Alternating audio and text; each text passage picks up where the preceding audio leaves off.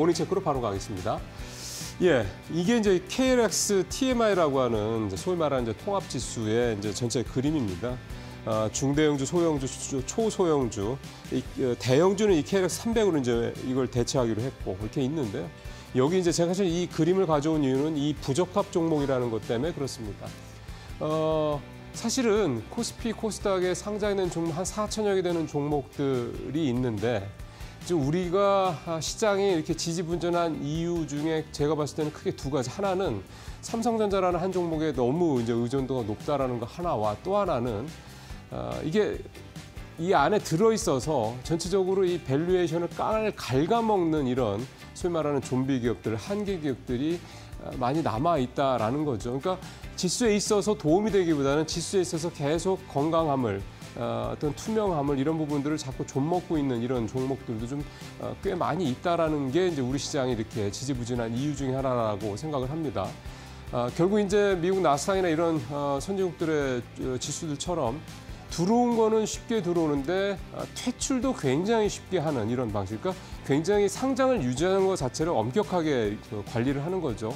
이런 시스템이 지금 우리에게도 필요한 건데 우리는 상장은 비교적 까다로운 반면 퇴출이 잘 안 되기 때문에 계속해서 이제 고여 있는 물들이 좀 많아진다, 깊어진다 이런 상황이 된다 이런 말씀을 드리는 겁니다. 사실 작년에 이제 주주환원 정책, 이 밸류업 정책을 정부가 정책적으로 펼치면서 여러 가지 뭐 얘기들이 되고 또 제도를 좀 개선하려는 노력들이 좀 이루어지고 있는데요. 사실은 이 통합지수, 그러니까 TMI 지수라는 것 자체도 결국 이제 그런 일환의 하나라고 저는 이제 판단이 좀 되고요. 결국은 이게 정말 우리 시장에 조금 더 그러니까 이런 이제 부적합 종목들이 지금 배제된 상태에서 산출되는 지수기 때문에 따지면 이게 일본의 토픽스 지수처럼 우리 한국 주식시장을 대변하는 그런 대표 지수가 되기를 좀 그런 바람을 좀 가져봅니다.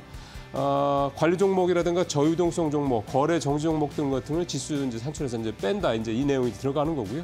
2010년 4월 1일 기준으로 하는데 1000포인트부터 시작을 하니까 뭐 1000, 1050, 1200 이런 식으로 쭉 지수가 이제 올라가야 되겠죠. 1000 밑으로 떨어지는 게 아니라 연간 4번 종목들 변경을 한다고 그러니까 계속해서 이제 현재는 남아있더라도 또 이제 이 해당되는 부적합 종목에 해당되는 종목들은 또 이제 걸러지고 또 괜찮은 종목들이 올라오고 이런 식으로 좀 이 어떤 건강한 선순환 구조를 이 TMI 지수가 좀 만들 좀 기대를 좀 해보도록 하겠습니다.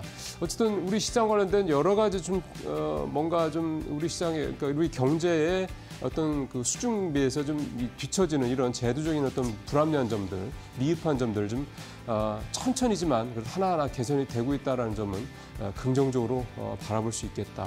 이렇게 생각이 좀 드는군요. 두 번째 체크사항으로 가보겠습니다. 자, 투자자별 매매 동향인데 앞서 고은별 앵커가 외국인들 말씀을 좀 잠깐 하셨었는데 실제로 지난주만 보더라도요. 개인, 외국인, 기관입니다.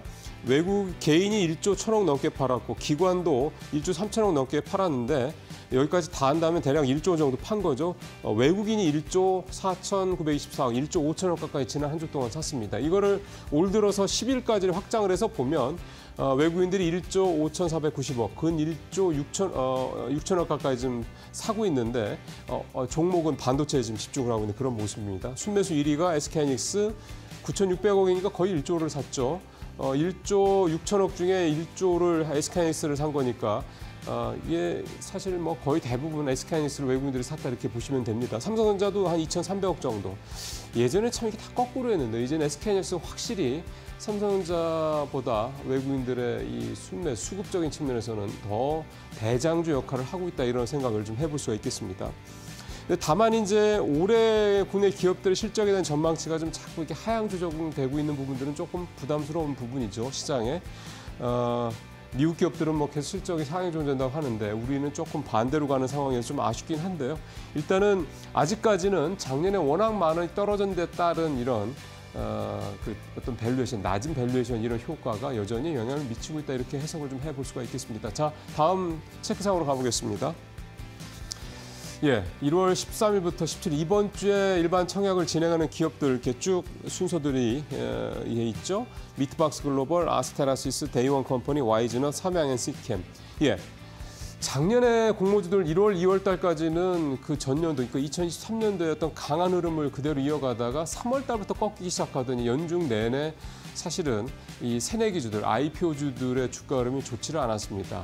잘 아시는 것처럼 대표적인 이런 뭐 부풀리기, 공모가 부풀리기 논란, 고평가 논란 등등등 이런 부분들이 좀 많이 있었고요. 제도적인 문제도 있었죠. 그게 물론 올해 6월부터 바뀌긴 합니다만 기관들이 뭐 공모가를 잔뜩 이제 뭐 그런 식의 이제 해석이 나오는 겁니다. 그렇게 놓고 자기들은 이제 대부분 다 초반에 팔죠. 그러니까 주가가 급락할 수밖에 없는 거. 이런 악순환이 계속되다 보니까 이 새내기주에 대한 투자 정말 뭔가 부푼 희망을 갖고 투자를 하는 게 아니라 이거 내가 샀는데 떨어지면 어떡하지 이런 불안감 속에서 이제 새내기주 투자하는 그런 분들도 많으셨다라고 좀 합니다. 근데 어쨌든 이런 부분들이 제도적으로 좀 하나하나 좀 개선이 되고 있는 상황이다 보니까 올해 새내기주들에 대한 시선은 작년보다 조금 더 좀 편안하지 않을까 생각이 드는데 그래서 이 5종목에 대한 이번 주 상당히 좀 중요할 거라고 보고요.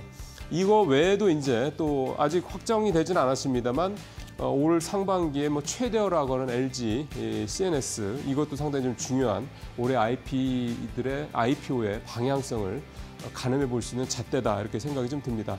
이제 계속 이 부분들이 해결이 돼야 됩니다. 공모가 부풀리기 문제 이런 부분들 계속해서 좀 개선이 되고요. 그래서 상장될 때도 정말로 제대로 된 가치 평가가 돼서 상장이 돼야지 투자자분들이 투자하실 때도 그런 리스크가 훨씬 줄어드는 거기 때문에 올해는 이 새내기주 투자를 좀 더 마음 편하게 할 수 있는 원년이 되기를 좀 기다려 보겠습니다. 모닝체크 마치겠습니다.